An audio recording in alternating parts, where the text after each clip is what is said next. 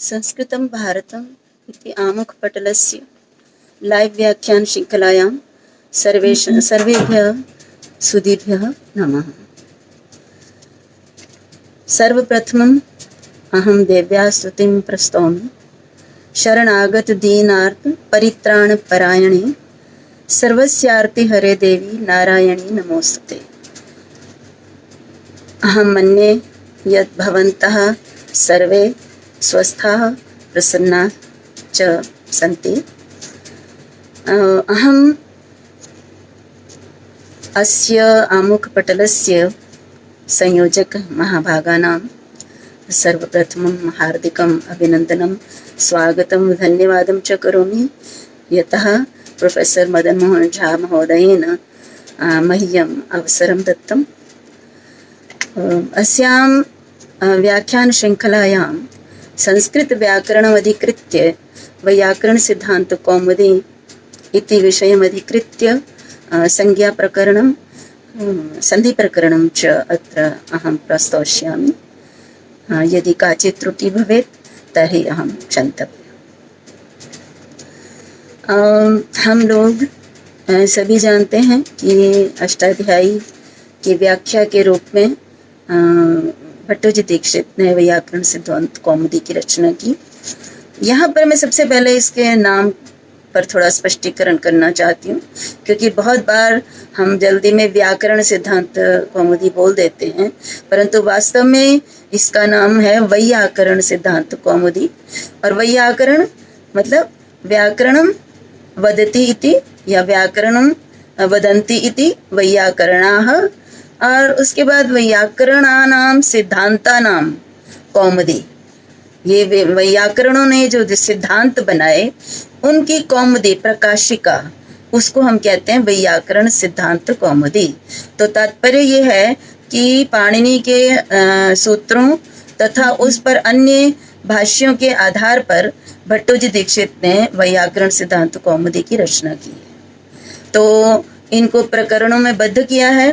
तो सर्वप्रथम संज्ञा प्रकरण, क्योंकि संज्ञा प्रकरण के बिना अष्टाध्यायी के कोई भी सूत्र जो है उनका अर्थ प्राप्त नहीं हो सकता, इसलिए संज्ञा प्रकरण से ये जो है सिद्धांत कौमुदी आरंभ होती है।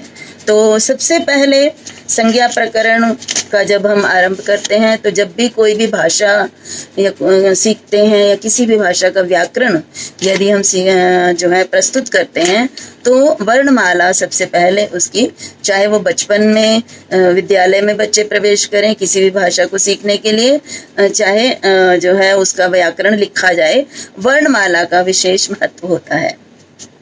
तो यहाँ सबसे पहले संज्ञा प्रकरण का जो आरंभ में ही संस्कृत वर्णमाला जो है वो दी गई है।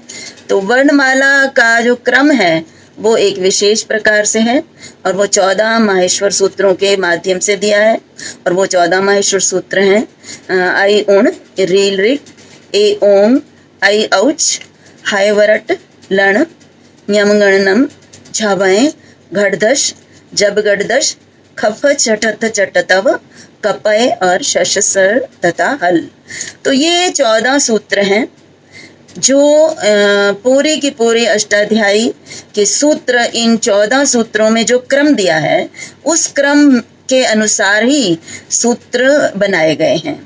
तो यहाँ पर इन सूत्रों का विशेष महत्व है, और इन सूत्रों के संबंध में एक किंवदंती भी प्रसिद्ध है।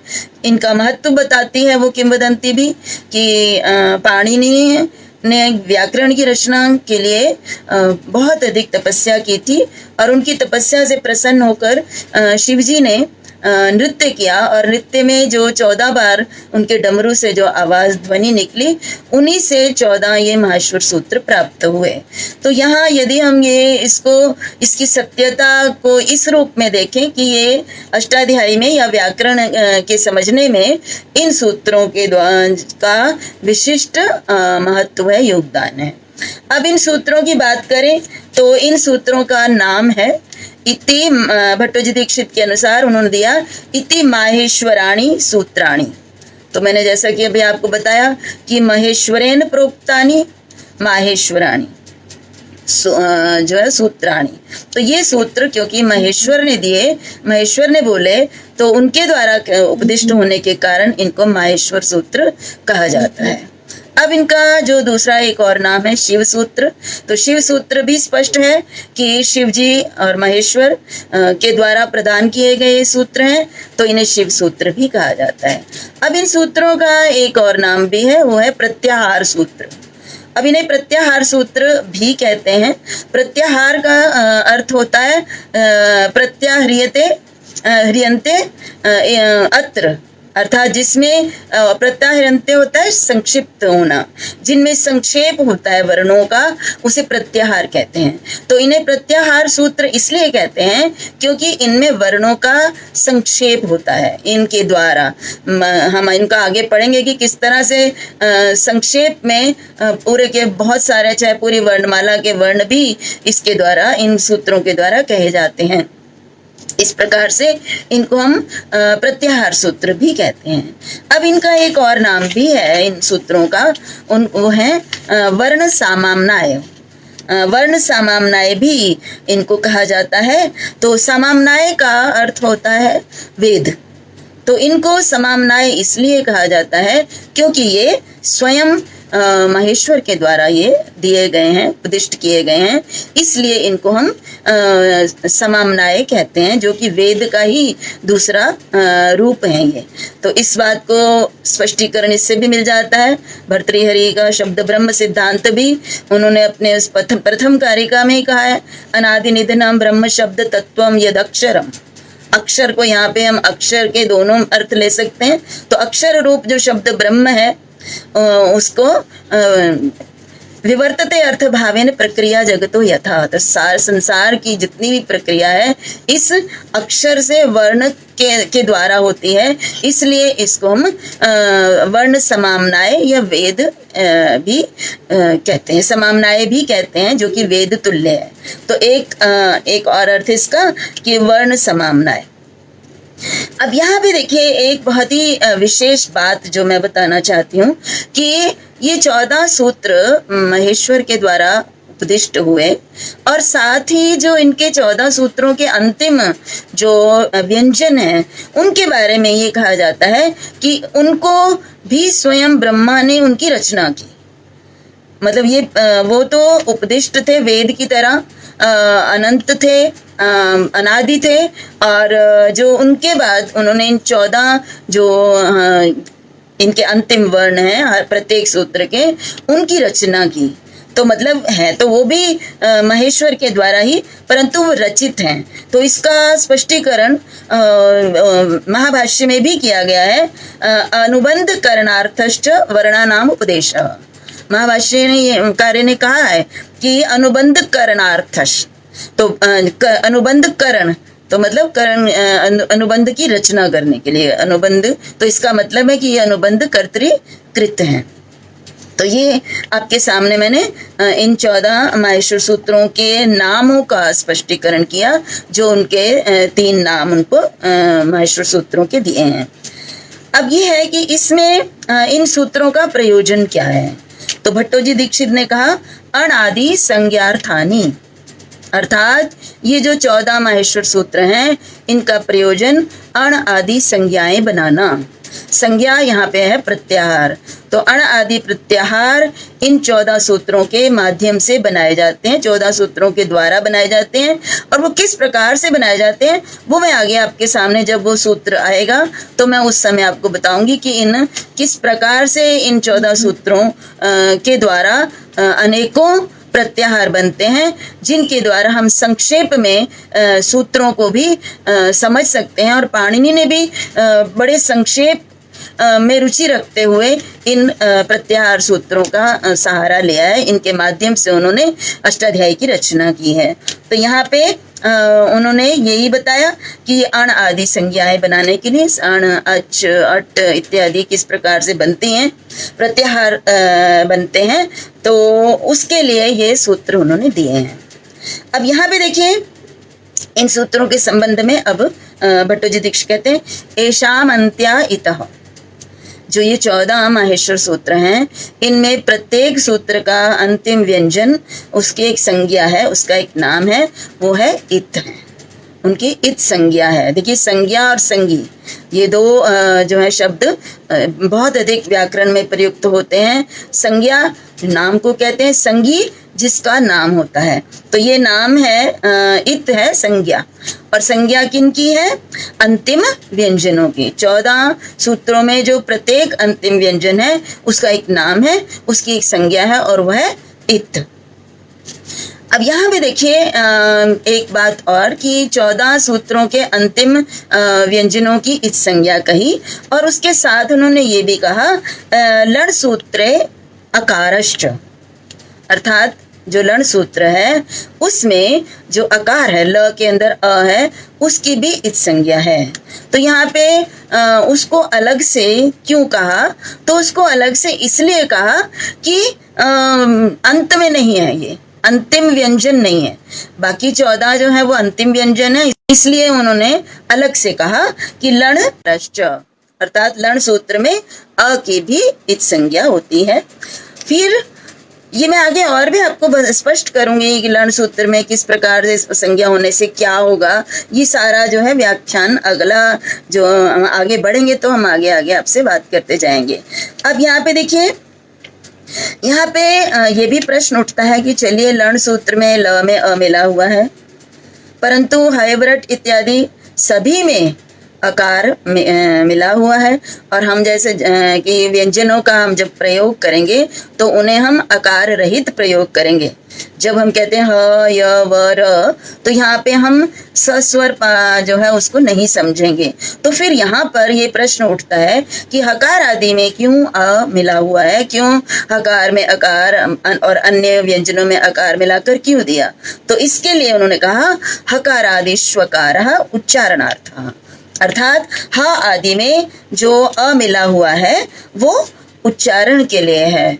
हम बिना स्वर के व्यंजन का उच्चारण नहीं कर सकते, इसलिए वर्णों का, इन व्यंजनों का उच्चारण हो सके, इसलिए इनके अंदर हमने अ मिलाकर यहाँ हम इसमें दिया हुआ है। भाष्यकार ने भी इस विषय में कहा कि व्यंजनस्य उच्चारणम नान्तरेणाचम व्यंजनस्य उच्चारणम भवति, अर्थात कि अच के बिना किसी भी व्यंजन का उच्चारण नहीं हो सकता। तो इसलिए यहाँ पर हकार आदि के अंदर अकार मिला हुआ है, जिसका प्रयोजन है उच्चारण किया जा सके इन वर्णों का। अब यहाँ पे देखिए, मैं एक बात और बताना चाहूंगी कि आपने 14 माहेश्वर सूत्र मैंने आपके सामने पढ़े, और आपने भी देखा होगा कि इनमें ह जो है ह व्यंजन ये 2 बार प्रयुक्त हुआ है, एक हाइवरट इस सूत्र में और एक हल सूत्र में। तो यहाँ स्वाभाविक रूप से जिज्ञासा उत्पन्न होती है कि ह का उच्चारण यहाँ पर 2 बार क्यों हुआ है।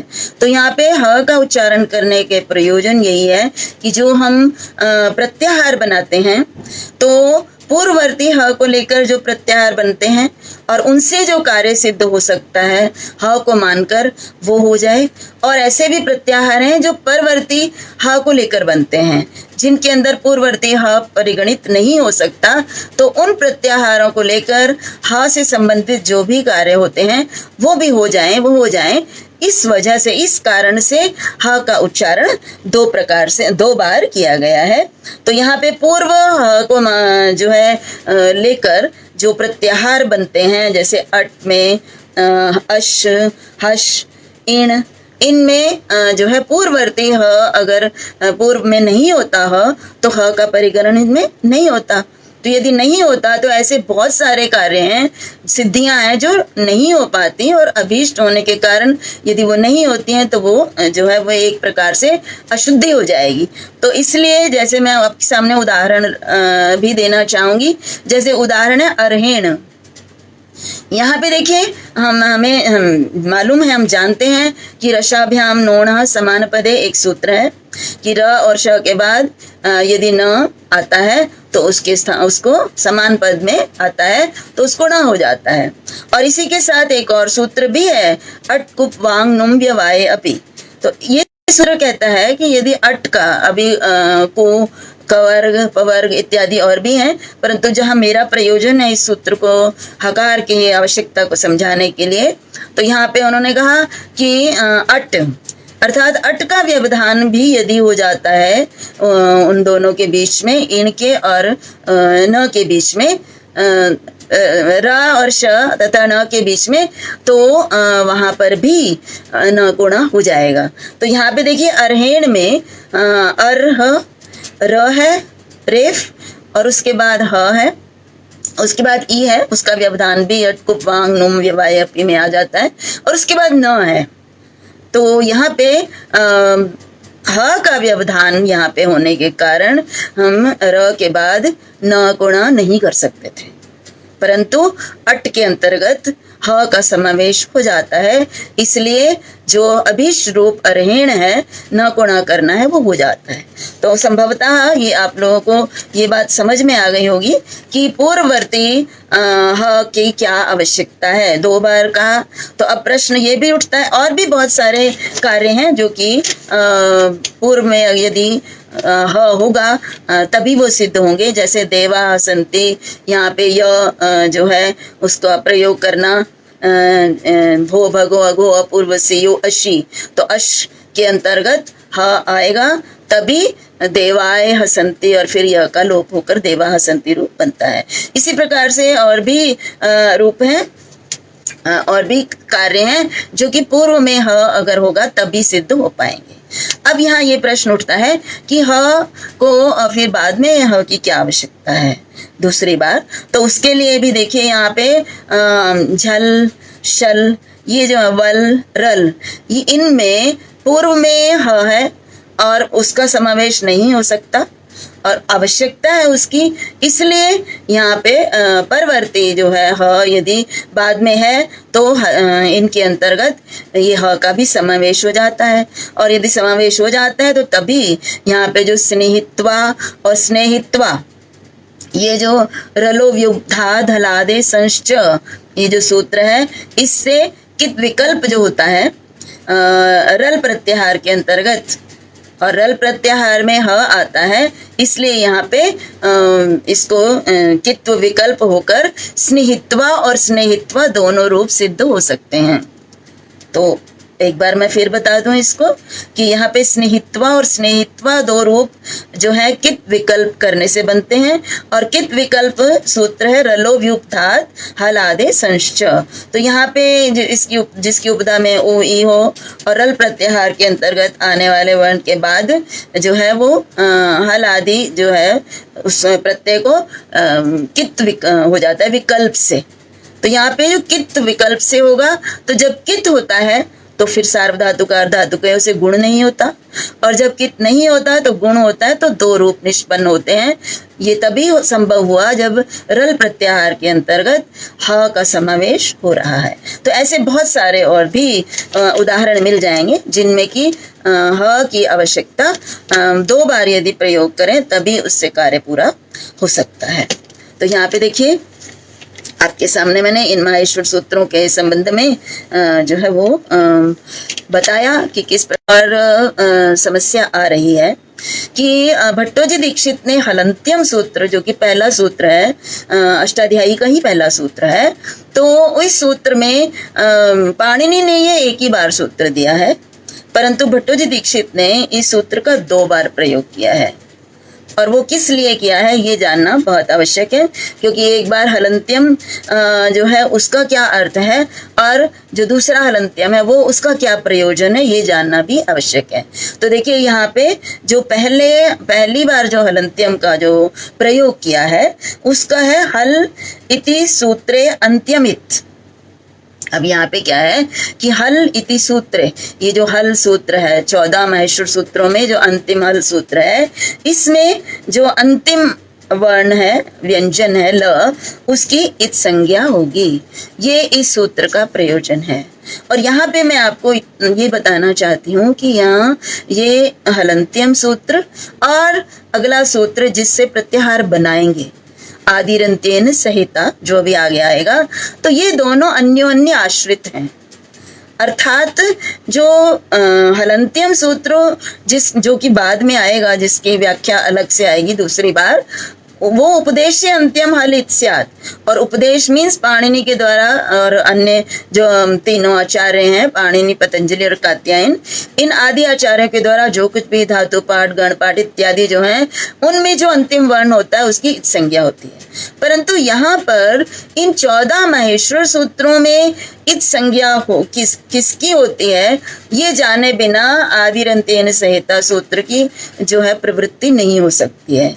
क्योंकि आदिरंत्येन संहिता सूत्र केवल मात्र इन 14 प्रत्याहार सूत्रों में से ही जो है वो प्रत्याहार बनाता है। तो इन 14 प्रत्याहार सूत्रों में अंतिम इत संज्ञक वर्ण को लेकर प्रत्याहार बनते हैं। तो इसलिए उन्होंने कहा, इनको कहना पड़ा पहले ही कि इन 14 जो प्रत्याहार हैं, सूत्र हैं, इनके अंदर जो अंत में हल है उसकी इत संज्ञा होगी। तो मेरा कहने का तात्पर्य यह है कि हलंत्यम पहले वाला इन केवल मात्र 14 प्रत्याहार सूत्रों के लिए प्रस्तुत हुआ है, क्योंकि इनके जाने बिना, इत संज्ञा के जाने बिना आदिरंत्येन संहिता सूत्र जो मात्र इन्हीं सूत्रों के लिए है, वो उसकी जो प्रवृत्ति नहीं हो पाती।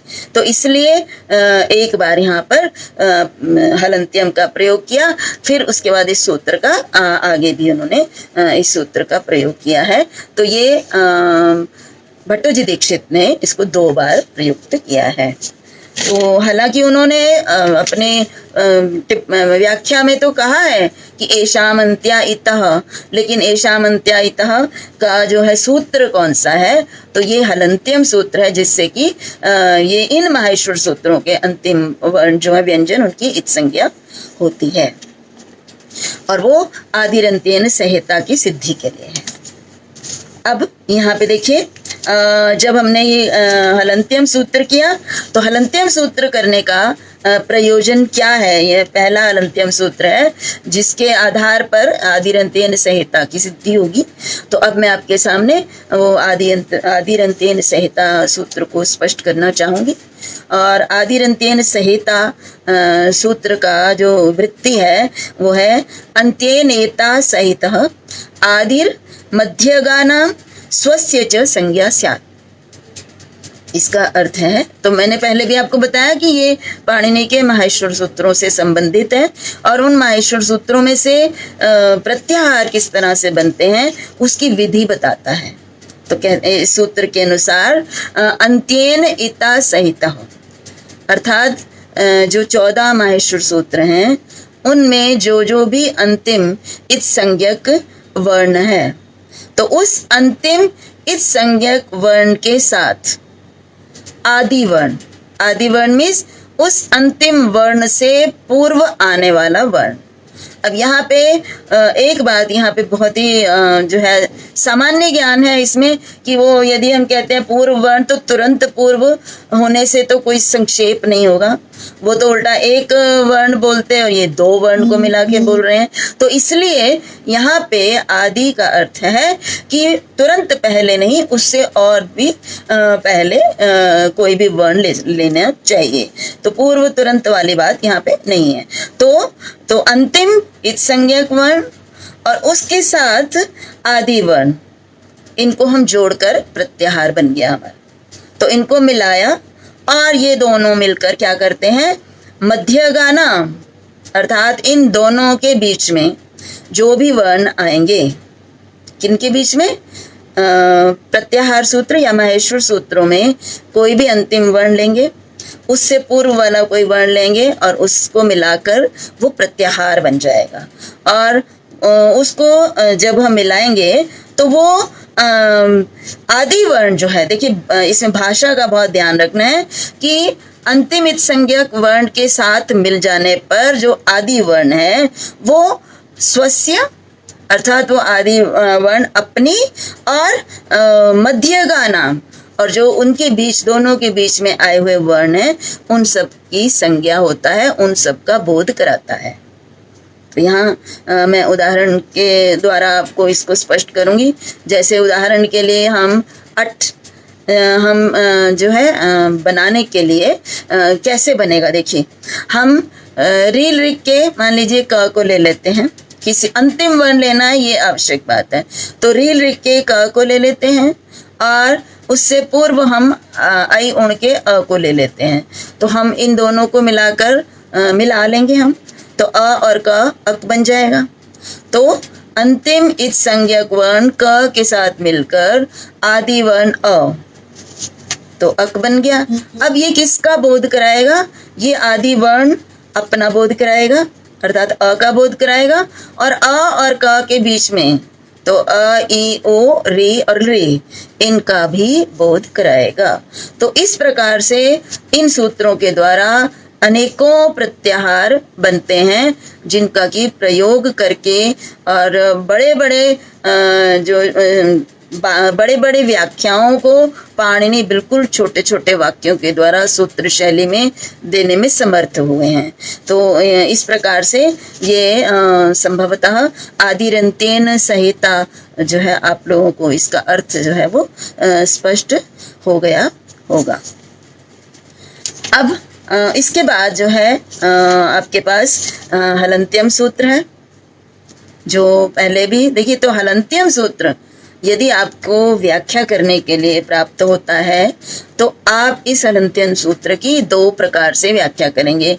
एक व्याख्या ये बताते हुए कि भट्टोजी दीक्षित ने इसको दो स्थानों पर प्रयोग किया है, एक माहेश्वर सूत्रों के संदर्भ में, एक सामान्य सूत्र के रूप में। तो माहेश्वर सूत्रों के संबंध में मैंने अभी आपको बताया, आदिरंत्येन संहिता के लिए इसको बताना आवश्यक है, क्योंकि जब तक वो इत नहीं बताएगा तब तक, इन माहेश्वर सूत्रों में इत नहीं बताएंगे तब तक वो उस सूत्र से इनको प्रत्याहार नहीं बना पाएंगे। तो अब जो इसका दूसरा अर्थ है वो आपके सामने हलंत्यम। तो हलंत्यम उपदेशे अंत्यम हल इत स्यात्। अब यहाँ पे देखिए, उपदेश में अंत्यम हल, जो भी अंतिम हल मीन्स व्यंजन होता है उसकी इत संज्ञा होती है। तो ये एक पूरे अष्टाध्यायी के संदर्भ में है कि न केवल अष्टाध्यायी अपितु महाभाष्य और कात्यायन वार्तिकों के संबंध में भी है कि उपदेश जो है उपदेशा आद्योच्चारण, आदि आचार्य व्याकरण के जो है प्रमुख आचार्य, इन्होंने जो कुछ भी जो है लिखा है हमारे लिए वो सब उपदेश है, और उनमें जो भी अंतिम व्यंजन होगा उसकी इत संज्ञा होगी। तो यहाँ उपदेश के संबंध में किस किस को उपदेश कहते हैं? तो इसमें महाभाष्य में दिया गया धातु, सूत्र, गणोण आदि वाक्य, लिंगानुशासनम, आगम, प्रत्ययादेशा, उपदेशा प्रकीर्तिता। तो ये इन सब को इसमें धातु पाठ, सूत्र पाठ, गण पाठ, उसके बाद आगम, आदेश, प्रत्यय, ये सब, और लिंगानुशासन, उणादि प्रत्यय, सूत्र, इन सब में, तो इन सब को हम उपदेश कहते हैं। तो इसका तात्पर्य ये हुआ कि इन सब में जो भी अंतिम व्यंजन होगा उन सब की इत संज्ञा होगी, और इत संज्ञा होने से क्या होगा? तो वो इत संज्ञा होने से तस्य लोपा, आगे सूत्र आएगा, तो जिसकी भी इत संज्ञा की जाएगी उसका लोप हो जाएगा। तो ये संभवतः ये आपको स्पष्ट हो गया होगा। उपदेश किसे कहते हैं? उपदेश आद्योच्चारण, आद्य मीन्स जो व्याकरण के आदि आचार्य हैं उनके द्वारा जो कुछ भी उच्चारित किया गया है वो क्या है, उसको हम उपदेश कहेंगे। और ततो अण अच इत्यादि संज्ञा सिद्धौ, यहाँ पे इसकी इत संज्ञा होती है, और उसके बाद अ, ई, उ, इन्हीं का समावेश होता है।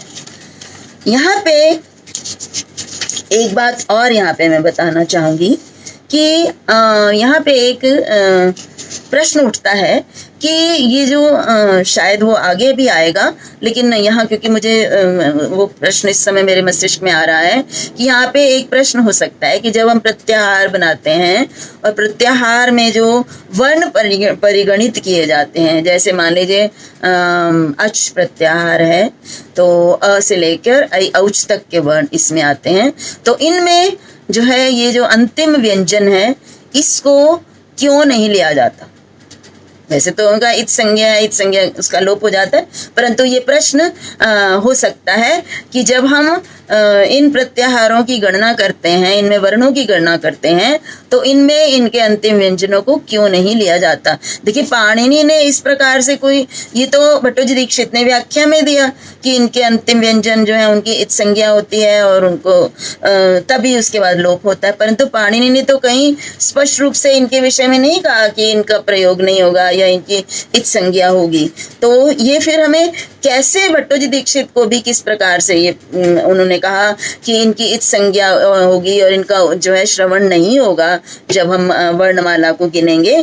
तो इसमें मैं आपके सामने एक उदाहरण बताना चाहती हूँ कि यदि इनके अंदर इन वर्णों को लेते हैं, जो इत संज्ञक वर्ण है, जो अंतिम व्यंजन है, इनको लेते हैं तो एक बहुत ही जो अशुद्ध रूप हमारे सामने उपस्थित हो जाएंगे। जैसे पाणिनि का ही सूत्र है यरो अनुनासिके अनुनासिको वा, मुख नासिका वचन अनुनासिक, तो उन्होंने अनुनासिक जो है उस पद का प्रयोग किया है। और अनुनासिक पद में यदि हम अनुनासिक, तो स के बाद ई है और ई इक के अंतर्गत आता है और उसके बाद क है, और यदि हम यहाँ पर उसको लेते हैं जो बीच के वर्ण है इक जो है हम लेते हैं तो मैं ये बता रही थी कि अनुनासिक जो अपने आप में शब्द है वहां पे स में ई है, उसके बाद क है, और यदि हम इसके अच के अंतर्गत अच के अंतर्गत हम क को मान लेंगे उसमें, तो क्या होगा, ये ई के स्थान पर क्या हो जाएगा, यण हो जाएगा, इको यण अची, ठीक है। तो इस ई को यण प्राप्त हो जाएगा। तो अगर ई को यण प्राप्त हो गया और फिर य का जो है वो लोप हो जाता है लोपो व्योर वली से, तो लोप करके हमारे पास क्या रूप होगा, कभी भी अनुनासिक वर्ड नहीं बनेगा, अनुनासिक शब्द नहीं होगा, हमारे पास बनेगा अनुनास्क, जो कि अशुद्ध रूप है। तो ये ही प्रमाण होते हैं। इन प्रमाणों के आधार पर ज्ञापन से हम इसमें भट्टोजी दीक्षित ने इसको अर्थ लिया कि जो अंतिम व्यंजन होते हैं उनको इनमें परिगणित नहीं करते हैं। यदि ऐसा ना हो तो इस प्रकार से जो है वो शब्द जो है वो बिल्कुल जो है जैसा होना चाहिए वैसा निष्पन्न नहीं होता है। जैसा कि मैंने आपको अनुनासिक में बताया इको यण ची, तो यहाँ पे अच मतलब इक है ई और उसके बाद क है, और अगर अच के अंदर क को मान ले तो फिर यहाँ पे ई के स्थान पर या करके और उसका लोप होकर अनुनासिक रूप अशुद्ध रूप बनेगा। तो इस प्रकार से ये मैंने आपके सामने ये बताया कि इको यण इसमें अंतिम जो व्यंजन है उनको इनके अंदर क्यों नहीं लिया जाता। अब अगला सूत्र है आपके सामने इत संज्ञा करने वाला एक सूत्र अभी आपके सामने मैंने प्रस्तुत किया, और इस सूत्र में व्यंजनों की इत संज्ञा के विषय में बताया कि व्यंजनों की इत संज्ञा होती है और वो कब होती है, ये अभी आपके सामने हलंत्यम सूत्र में बताया। सूत्र है उपदेश या जनुना, अर्थात उपदेश में जो अच स्वरों को कहते हैं, अ से लेके च तक अच, तो उपदेश में जो स्वर अनुनासिक होता है उसकी इत संज्ञा होती है। तो यहाँ पे देखिए स्वरों की भी इत संज्ञा होती है और उपदेश में होती है, और उपदेश का वही अर्थ है कि सभी सूत्रों में, धातु पाठ में, गण सूत्रों में, माहेश्वर सूत्र भी उपदेश के अंतर्गत आते हैं। तो इनमें जो भी अनुनासिक स्वर होगा उसकी इत संज्ञा होगी। तो अब यहाँ पे देखिए हम सब देखते हैं कि आजकल जो जिस प्रकार से संस्करण प्राप्त हो रहे हैं अष्टाध्यायी के, तो आजकल तो कहीं पर भी अनुनासिक किया हुआ जो है वो स्वरों पर वो हमें प्राप्त नहीं होता है, परंतु हम क्योंकि पाणिनि अष्टाध्यायी को पढ़ते हैं और हम इन सूत्रों के माध्यम से हमें ये पता चलता है कि ये जो लण सूत्र का ल का अ है ये अनुनासिक होना चाहिए। तो यही बात यहाँ पे कही है, प्रतिज्ञा अनुनासिक्या पाणिनीयाः, अर्थात जो पाणिनि की अष्टाध्यायी का अध्ययन करने वाले लोग हैं वो व्यवहार के द्वारा अनुनासिकत्व को सिद्ध कर लेते हैं। जब हम प्रयोग में या प्रक्रिया में हम देखते हैं कि अनुनासिक करने से जैसे र प्रत्याहार बनाना इत्यादि, तो उससे ही जो अष्टाध्यायी के जो अध्येता हैं वो अभ्यास से, जो व्यवहार से अनुनासिक का पता लगा लेते हैं, उनको ज्ञान हो जाता है। और अब एक जो है और बात उन्होंने कही कि लण सूत्रस्थ अवर्णेन सहोच्चार्यमाणो रेफो रलयो संज्ञा। यहाँ पे देखिए अब ये जो इसका उदाहरण के रूप में कि उपदेश में जो अनुनासिक अच होता है उसकी इच संज्ञा होती है, तो इसके उदाहरण के रूप में ये बताया भट्टोजी दीक्षित ने कि लण सूत्र में जो ल के अंदर अ है, जैसा कि हमने अभी पढ़ा था कि लण सूत्र मध्य तो इच संज्ञा कहा, तो वो जो है ल उसकी इच संज्ञा होती है। और ये सूत्र है जिसके अनुसार ये बताया गया कि उपदेश में जो भी अनुनासिक अच होगा उसकी इच संज्ञा होगी। अब इच संज्ञा का प्रयोजन क्या है यहाँ पे? तो इच संज्ञा का प्रयोजन है कि हाइवरट सूत्र में जो र है और लण सूत्र में जो ल का अ है, इनको मिलाकर एक प्रत्याहार बनता है। क्योंकि उस प्रत्याहार का प्रयोग कृष्णर्धि और तवलकार इत्यादि को बनाने में प्रयुक्त होता है, इसलिए यहाँ आवश्यकता पड़ रही है कि एक प्रत्याहार र बने। अब जो र प्रत्याहार बनता है, देखिए र प्रत्याहार के विषय में यदि हम पूछें कि र के अंतर्गत कौन से वर्ण आते हैं, तो इसमें हम कहेंगे हाइवरट का र और लण का ल। तो इसके अंतर्गत र और ल ये दोनों का परिगणन होता है। तो इन्होंने ये बताया यहाँ पे कि लण सूत्रस्थ अवर्णेन स उच्चार्यमाणो, लण सूत्र में जो अ है उसके साथ उच्चारण किया र, और फिर वो रेफ जो है र प्रत्याहार बना और वो र और ल दोनों की संज्ञा होता है। अब यहाँ पे देखिए जो बात मैंने अभी आपसे अभी साझा की थी कि प्रत्याहारेषु इताम न ग्रहणम, प्रत्याहारों में इनकी जो इत संज्ञक वर्ण है उनकी गणना नहीं की जाती है, क्योंकि इन्होंने कहा अनुनासिका इत्यादि निर्देशात, तो पाणिनि ने भी अनुनासिक का प्रयोग किया है। इस कारण से जो है प्रत्याहारों में जो इच संज्ञक वर्ण है उनका परिगणन नहीं होगा। न ही अत्र ककारे परो अच कार्यम दृश्यते, वही मैंने आपको बताया कि जैसे कोई अणची है उसमें क को लें तो कोई भी उससे कार्य सिद्ध नहीं होगा। तो इस प्रकार से मैंने अभी आपको विस्तार से बताया कि क्यों हम इसको क को नहीं लेंगे। तो इसके बाद आदिरन्त्येन इत्येतत् सूत्रेण कृता संज्ञा प्रत्याहार शब्देन व्यवह्रियन्ते। तो आदिरन्त्येन संहिता इस सूत्र से जो भी संज्ञा की जाएगी, जो भी बनेंगी हमारी संज्ञाएं, उनको हम क्या कहते हैं? प्रत्याहार। जैसे अण, अच, हल, ये समस्त जो है संज्ञाएं आदिरन्त्येन संहिता सूत्र के द्वारा बनेंगी, और आदिरन्त्येन संहिता सूत्र के द्वारा जब ये बनती हैं तो इनकी एक संज्ञा है और इनको क्या कहें? इनको प्रत्याहार कहते हैं, क्योंकि इनके द्वारा संक्षेप किया जाएगा वर्णों का। मतलब इन दो वर्णों वाले शब्द से, संज्ञा से अनेकों वर्ण इसके द्वारा समाहित हो जाते हैं। तो इस प्रकार से ये आपके सामने मैंने प्रस्तुत किया आदिरन्त्येन संहिता सूत्र। उसके बाद मैंने आपको बताया उपदेशीय अनुनासिक इच सूत्र। तो अब जो है स्वरों के संबंध में अब और अधिक जानकारी हम प्राप्त करेंगे। तो स्वरों के संबंध में जो सबसे पहला जो संज्ञा है स्वरों की वो है ह्रस्व, दीर्घ और प्लुत। और तीनों संज्ञा करने के लिए एक ही सूत्र है और वो सूत्र है उ कालो अज ह्रस्व दीर्घ प्लुत। इस एक सूत्र में ह्रस्व स्वर, दीर्घ स्वर और प्लुत तीनों स्वरों की जो परिभाषा हमारे सामने है। यहाँ पे उ जो है इसका सबसे पहले हमें अर्थ समझना अनिवार्य है। तो यहाँ पे उ के लिए भट्टोजी दीक्षित ने हमें कहा कि ये जो एक उ वर्ण है इसके अंदर उ, ऊ और ओ, ये तीनों ओ मिलाकर ये एक उ के द्वारा इनका बोध होता है। तो इसका मतलब है उ कालो, उ अर्थात ऊ का षष्ठी भक्ति की जगह ऊ किया है, इनको समास किया हुआ है।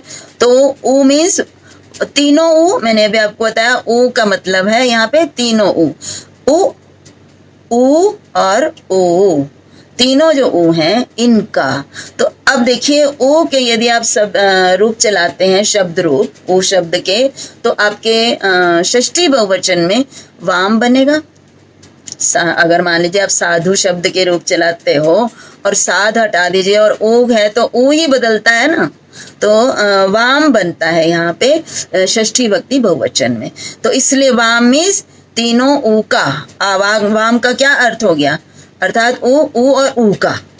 तो यहाँ पे इसीलिए भट्टोजी दीक्षित ने ये कहा ऊश्च ऊश्च ऊश्च वह, ये तीनों बहुवचन में ऊ के रूप ये वह बनेगा। और फिर षष्ठी में आया वाम कालः इव कालो यस्य, ऊ कालो, ऊ कालो मीन्स वाम कालः इव कालो यस्य सो अच ह्रस्व क्रमात् ह्रस्व दीर्घ प्लुत संज्ञा स्यात्। यहाँ पे इन्होंने कहा कि इन तीन ऊ को के काल के समान जिस भी स्वर का काल हो तो वो स्वर क्रमशः ह्रस्व स्वर, दीर्घ स्वर और प्लुत स्वर कहलाते हैं। अर्थात यदि पहला ऊ है, इसको जितना काल में इसके उच्चारण में जितना समय लगता है उतना समय यदि किसी अन्य स्वर के उच्चारण में भी लगेगा तो ये ऊ जो है ये ह्रस्व है और उसको भी हम ह्रस्व ही कहेंगे। जिस भी स्वर को इस ऊ के उच्चारण करने में जो समय लग रहा है उतना ही समय लगे तो उसको हम ह्रस्व स्वर कहेंगे। जैसे उदाहरण के लिए अ, इ, तो ये ऊ, इनको उच्चारण करने में समान समय लग रहा है और इसलिए इनको ह्रस्व कहेंगे। इसी प्रकार से ऊ को उच्चारण करने में जितना समय लगता है यदि उतना ही समय किसी भी स्वर को उच्चारण करने में लगता है तो वो स्वर क्या है, दीर्घ स्वर कहलाएगा। ऊ, ऊ, आ, ई, ये ऊ के समान ही समय लग रहा है इसलिए ये दीर्घ होंगे। और फिर तीसरा है ऊ, ये प्लुत कहते हैं इसको। तो इस ऊ के समान जिस भी स्वर को बोलने में समय लगेगा तो वो स्वर जो है वो प्लुत स्वर कहलाएगा। तो यहाँ पर स्वरों के तीन भेद बताए हैं, वो ह्रस्व स्वर, दीर्घ स्वर और प्लुत स्वर। तो यहाँ पे देखिए उसके बाद आगे कहा, अब स्वरों के हम भेद कर रहे हैं तो सबसे पहले प्रत्येक स्वर के तीन भेद हो गए। उसके बाद उन्होंने आगे भट्टोजी दीक्षित ने कहा स प्रत्येकम उदात्तादि भेदेन त्रिधा। और आगे हमारा उदात्तादि के संबंध में अभी आगे चर्चा होगी। तो इन तीनों के फिर तीन तीन भेद होंगे और वो उदात्त आदि जो कि मैं अभी आगे आपको बताऊंगी। तो इसमें सबसे पहले है उदात्त स्वर। तो देखिए स्वरों इन ये जो है ना संगीत में ये उदात्त अनुदात्त स्वरित का बहुत अधिक प्रयोग होता है। स्वर को कहाँ ऊंचा ले जाना है, कहाँ मध्यम रखना है, कहाँ उसको नीचे स्वर में लेना है, तो ये उसी के संदर्भ में है क्योंकि हमारे श्लोक, हमारे मंत्र इत्यादि जो है वो गाए जाते थे और सामवेद के मंत्र तो गायन ही उनका होता था, तो इस होता है भी। तो इसलिए इसका ज्ञान स्वरों का उदात्त अनुदात्त और स्वरित कैसे होते हैं तो उनकी परिभाषा यहाँ पे दी गई है। तो सबसे पहले उदात्त किसे कहते हैं? स्वर उदात्त है तो इसका क्या मतलब है? उदात्त स्वर कब होता है? तो यहाँ पे देखिए, इसमें उच्चैर उदात्ता, इसमें दो ही इसमें शब्द हैं, उच्चई और उदात्ता।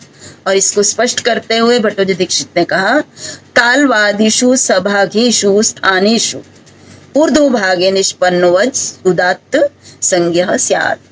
तो यहाँ पे देखिए, सबसे पहले तो हमें ये ज्ञात है कि जो भी हम उच्चारण करते हैं वो हमारे मुख के अंदर जो विभिन्न स्थान हैं, करण भी बोलते हैं इनको, तो उनके द्वारा उनके स्पर्श करके ही वर्ण जो है बाहर निस्सृत होते हैं।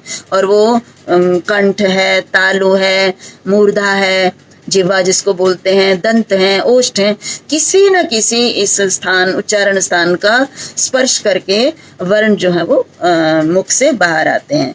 तो यहाँ स्वरों के बारे में ये कहा कि तालु आदि, और यहाँ पे एक और बात भी ध्यान रखनी है कि ये जो हमारे मुख के जो उच्चारण स्थान हैं, तालु आदि, ये तीन तीन भाग हैं इनके मुख के अंदर।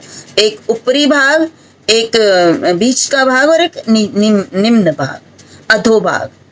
जब हम गाते हैं, जो लोग संगीत में रुचि रखते हैं या संगीत में जिनको थोड़ा बहुत भी ज्ञान है, तो कभी हम कहते हैं ना ऊपर स्वर से गाओ, और क्या होता है, हम अपने उस उच्चारण स्थान का ऊपरी भाग प्रयोग करके हम बोलते हैं। तो इसलिए उन्होंने कहा कि तालु आदि जो सभाग हैं, जो भाग युक्त तालु आदि स्थान है, तीन तीन भाग हैं उनके, उन भाग युक्त जो तालु आदि स्थान है, उनके ऊर्ध्व भाग में ऊपरी भाग का प्रयोग करके जो अच जो है मुख से बाहर निस्सृत होता है, तो वो अच, वो स्वर उदात्त कहलाता है।